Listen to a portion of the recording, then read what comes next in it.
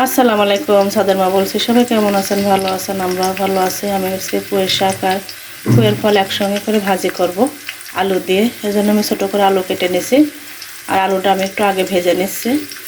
আলুটা হালকা ভাজার পরে আমি এখন কাঁচা ঝাল, রসুন আর পেঁয়াজ দিয়ে আর একটু হালকা ভেজে নিয়ে তারপর আমি পুঁইয়ের শাকটা দিয়ে দেবো। এখন পুঁইয়ের শাকটা আমি একটু লবণ দিয়ে ভাপাই নিলাম। আর সাদবাবু খুব ঝামেলা করছে। সাদবাবুর শরীর খারাপ, মানে জ্বর থেকে উঠে কোনো কথাই শুনছে না, শুধু কান্নাকাটি করছে। মানে কোনো কিছু বলাও যাচ্ছে না, ওর থেকে কোনো কিছু নেওয়াও যাচ্ছে না, খুব জোরে জোরে কাঁদছে।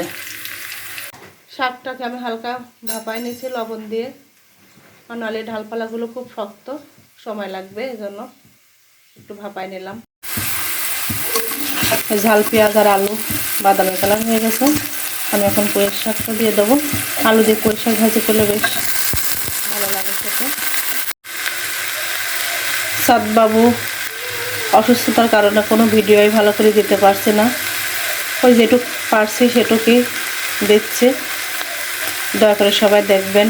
আমার সাদবাবুর শরীরটা ভালো নেই, আসলে ভিডিওটাই আগে না, নিজের সন্তানটাই আগে। অনেক কষ্ট করে আমি সাদবাবুকে আজ বড় করেছি, আর সেই সাদবাবুর অসুস্থ হয়ে গেছে। সাদবাবুকে রেখে কী করে ভিডিও বানাবো?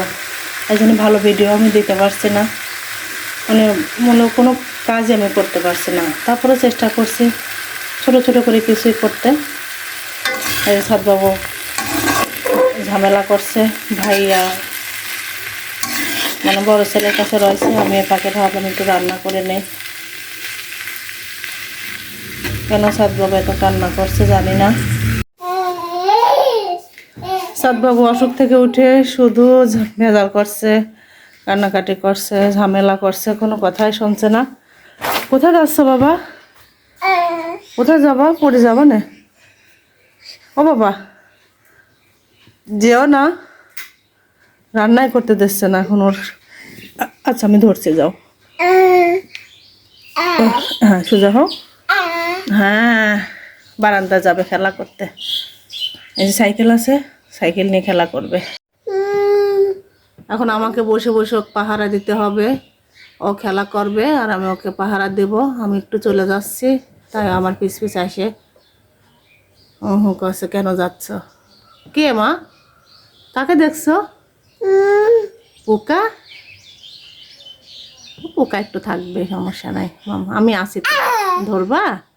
পোকা ধরার জন্য হাত বাড়াচ্ছে সাদবাবু। পোকা নিবা? পোকা নিবা বলেছে, পোকা নিবা। খুব খুশি হয়েছে, এই যে কিভাবে নামছে। কোথায় যাচ্ছ আবার মা? ব্যথা পাবে না মা? পা এদিকে দাও, এদিকে দাও পা।